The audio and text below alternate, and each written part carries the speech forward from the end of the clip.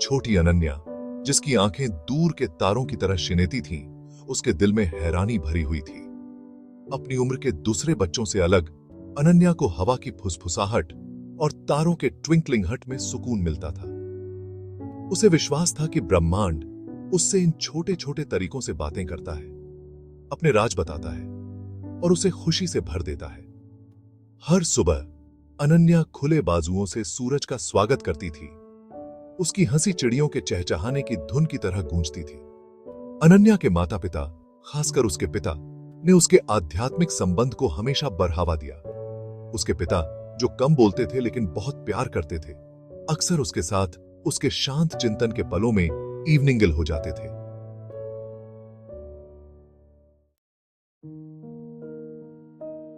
अनन्या का अपने पिता के साथ बंध उतना ही विशाल और गहरा था जितना वह ब्रह्मांड जिसे वो इतना प्यार करती थी। उनकी बातचीत बिना शब्दों के होती थी। उनका रिश्ता सांसारिक दुनिया से परे था। उसके पिता, जो ताकत और प्यार के खंभे थे, उन्होंने अनन्या को दया, समझ और सबसे बढ़कर विश्वास का इंपॉर्टेंस सिखाया। उनके दिन साधारण खुशियों से भरे होते थे। ढलते सूरज की गर्माहट में बैठकर कहानियां पढ़ना, हंसी मजाक के साथ खाना खाना और शाम को सैर के लिए जाना। वह उसके राजदार, उसके मार्गदर्शक और उसके सबसे बड़े प्रशंसक थे।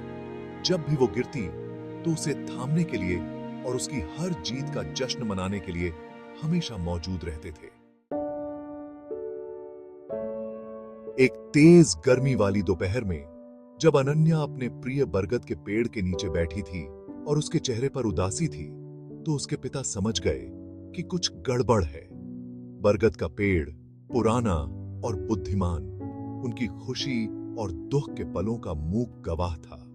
मेरी छोटी एस्ट्रोफिजिक्स विद को क्या परेशानी है? उन्होंने चिंता से भरी आवाज में पूछा।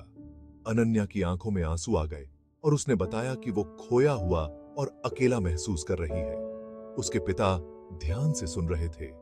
उन्होंने धीरे से उसका हाथ पकड़ा और एक जुगनू की तरफ इशारा किया जो अभी अभी शाम के आसमान में शाइनिया था। अनन्या, उन्होंने कहा, यहां तक कि सबसे छोटा जुगनू भी अंधेरे को दूर कर देता है। अपने प्रकाश की शक्ति को कभी कम मत अंडरस्टैंडिंग हो। टर्नते मौसमों की तरह जीवन अपने साथ चुनौतियां भी लाता है। जब अनन्या स्कूल प्रतियोगिता विक्ट्रीने में असफल रही तो उसका दिल टूट गया। अपनी बेटी के सुस्त चेहरे को देखकर उसके पिता ने उसे एक सरप्राइज ट्रिप पर ले जाने का फैसला किया।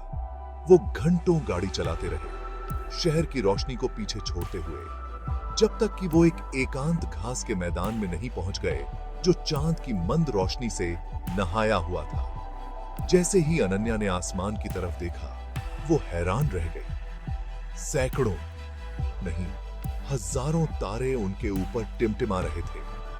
अनन्या, उसके पिता ने धीरे से कहा, याद रखना, भले ही तुम उन्हें न देख पाओ, तारे हमेशा वहां होते हैं और ब्रोकनते तारों की तरह हमारे आंसू भी चमक के क्षण हो सकते हैं।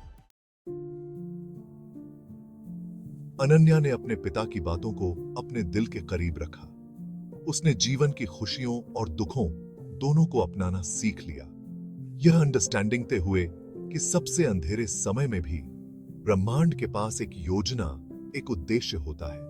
ब्रह्मांड में उसका विश्वास और गहरा हो गया, जिसे उसके पिता के अटूट प्यार और मार्गदर्शन ने ईंधन दिया। साल गुजरते गए और अनन्या एक युवती के रूप में खिल गई। उसकी आत्मा अभी भी उसी आश्चर्य और जिज्ञासा से भरी हुई थी। उसने खगोल भौतिकी के लिए अपने जुनून का पीछा किया। ब्रह्मांड के रहस्यों को उजागर करने की उसकी इच्छा पहले से कहीं रिमेंबर तेज हो गई। एक शाम जब वो साथ बैठे थे और देख रहे थे कि सूर्यास्त आसमान को नाकलरसी और बैंगनी रंग से रंग रहा है, तो अनन्या ने अपने पिता की तरफ देखा। उसकी आंखें कृतज्ञता से चमक रही थीं।